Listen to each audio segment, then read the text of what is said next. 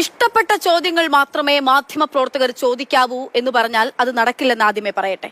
അതല്ല മാധ്യമപ്രവർത്തകരുടെ ജോലിയും. ജനം അറിയാൻ ആഗ്രഹിക്കുന്നത് ചോദിക്കുക തന്നെ ചെയ്യും.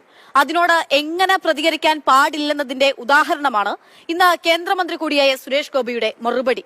സിനിമാ സ്റ്റൈലിൽ മാധ്യമപ്രവർത്തകരോട് തട്ടിക്കയറുന്ന സുരേഷ് ഗോപിയുടെ ശൈലിയും ഇന്നിത് ആദ്യമല്ല. ഇഷ്ടമല്ലാത്ത ചോദ്യമാണെങ്കിൽ, ഇഷ്ടമില്ലാത്ത മാധ്യമപ്രവർത്തകരാണെങ്കിൽ ഇത് പതിവ്.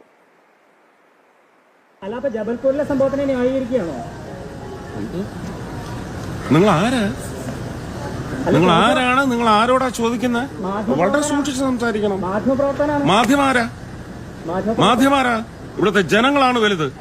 Please be careful, be careful. ഏതാ ചാനൽ?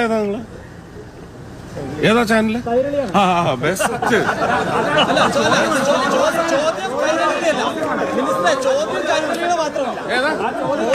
സൗകര്യമല്ല പറയാൻ. ജബൽപൂരിൽ സംഭവിച്ചിട്ടുണ്ടെങ്കിൽ അതിന് നിയമപരമായ നടപടിയെടുക്കും. പിന്നെ നിങ്ങള് അതങ്ങ് ബ്രിട്ടാസിന്റെ വീട്ടിൽ കൊണ്ടുവച്ചാൽ മതി കേട്ടോ.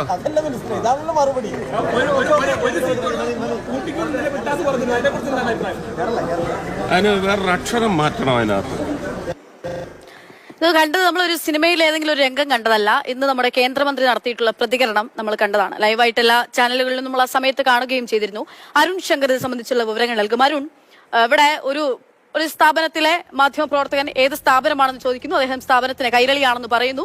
ബാക്കിയുള്ള മാധ്യമപ്രവർത്തകർ കൈരളിയുടേതല്ല ചോദ്യം എന്ന് പറയുകയും ചെയ്യുന്നുണ്ട്. ഇത് ഏതെങ്കിലും ഒരു മാധ്യമ സ്ഥാപനത്തിന്റെ ചോദ്യം ചോദിക്കുന്നവരല്ല മാധ്യമപ്രവർത്തകർ എന്ന് പറയുന്നത്.